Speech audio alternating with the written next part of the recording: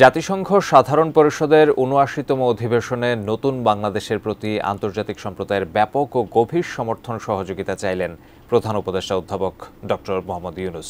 শুক্রবার জাতিসংঘে প্রথমবারের মতো ভাষণে তিনি জলবায়ু ইস্যুতে বাংলাদেশের পাশে থাকতে ফিলিস্তিন ও ইউক্রেনের যুদ্ধ বন্ধ, সম্পদের অবৈধ প্রবাহ রোধ এবং তরুণদের জন্য বিপুল সম্ভাবনার বিশ্ব গড়তে বিশ্ব সম্প্রদায়ের প্রতি আহ্বান জানান। বিস্তারিত সাজেদা সুইটির রিপোর্টে। জাতিসংঘের সাথে বাংলাদেশের অংশীদারিত্বের সুবর্ণ জয়ন্তী উদযাপনের বছর আর নতুন দায়িত্বে এসে এবারই প্রথমবারের মতো ভাষণ অন্তর্বর্তী সরকারের প্রধান উপদেষ্টা ডক্টর মোহাম্মদ ইউনূসের। বিসমিল্লাহির রহমানির রহিম। নতুন বাংলাদেশকে তিনি পরিচয় করিয়ে দেন ছাত্র জনতার বিজয় হিসেবে। প্রথম দিকে মূলত ছিল বৈষম্য বিরোধী আন্দোলন, পর্যায়ক্রমে তা গণ আন্দোলনের রূপ নিয়েছে। আমাদের জানা মতে প্রায় ৮০০-এরও বেশি জীবন আমরা হারিয়েছি স্বৈরাচারী শক্তির হাতে। প্রধান উপদেষ্টা বলেন, বাংলাদেশ গুম প্রতিরোধে আন্তর্জাতিক কনভেনশনে যোগ দিয়েছে এবং নির্মম অতীত যেন আর ফিরে না আসে কোনোদিন, সেই জন্য আমরা কিছু সুনির্দিষ্ট খাতে সংস্কারকে অগ্রাধিকার দিয়েছি। আমাদের দেশের মানুষ মুক্তভাবে কথা বলবে, ভয়ভীতি ছাড়া সমাবেশ করবে, তাদের পছন্দের ব্যক্তিকে ভোট দিয়ে নির্বাচিত করবে, এটাই জাতির আকাঙ্ক্ষা এবং এটাই আমাদের লক্ষ্য।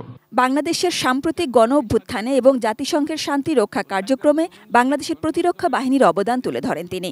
নানা প্রতিকূলতা সত্ত্বেও জাতিসংঘের ভবিষ্যৎ শান্তিরক্ষী কার্যক্রমগুলোতে বাংলাদেশের প্রতিরক্ষা বাহিনীর সদস্যরা একইভাবে অবদান রাখার সুযোগ পাবে।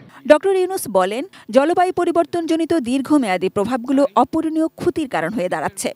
বাংলাদেশের মতো জলবায়ু ঝুঁকিতে থাকা দেশগুলোতে অভিযোজনের জন্য ব্যাপক বিনিয়োগের আহ্বান জানাচ্ছি।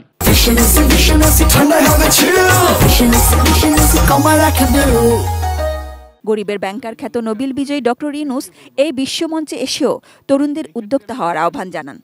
সমগ্র বিশ্ব একসাথে ৩-০ লক্ষ্য অর্জনের ধারণা বিবেচনা করে দেখতে পারে, যার মাধ্যমে আমরা শূন্য দারিদ্র্য, শূন্য বেকারত্ব এবং শূন্য নেট কার্বন নিঃসরণ অর্জন করতে পারি। গাজায় অবিলম্বে যুদ্ধবিরতির আহ্বান জানান তিনি। আমরা তাই উভয় পক্ষকে সংলাপে বসে বিরোধ নিরসনের মাধ্যমে যুদ্ধের অবসান ঘটানোর আহ্বান জানাচ্ছি। বাংলাদেশের অন্যতম বড় সমস্যা গত ৭ বছর ধরে মিয়ানমার থেকে আসা ১২ লাখের বেশি রোহিঙ্গা। তাদের নিজ দেশে ফেরানো, তাদের জন্য ন্যায় বিচার প্রতিষ্ঠার দাবি তোলেন ডক্টর মোহাম্মদ ইউনূস। আন্তর্জাতিক সম্প্রদায়ের পর্যাপ্ত সহায়তা অব্যাহত রাখার আহ্বান জানাচ্ছি। ডক্টর ইউনূস বলেন, সকল রাষ্ট্র সমানভাবে সম্পদ ও সুযোগের ব্যবহার যাতে করতে পারে তেমন উদ্যোগ দরকার।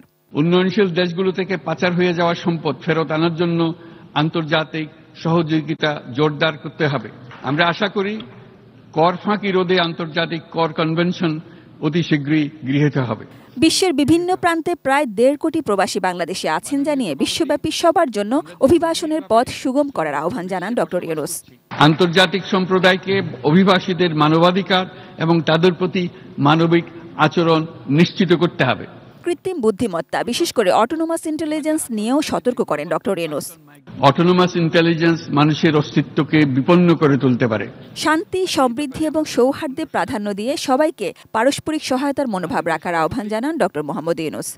বাংলাদেশের তরুণরা প্রমাণ করেছে যে মানুষের স্বাধীনতা, মর্যাদা ও অধিকার সমুন্নত রাখার অভিপ্রায় কোনো উচ্চাভিলাষ নয়, বরং এটা সকলের নিশ্চিত প্রাপ্য।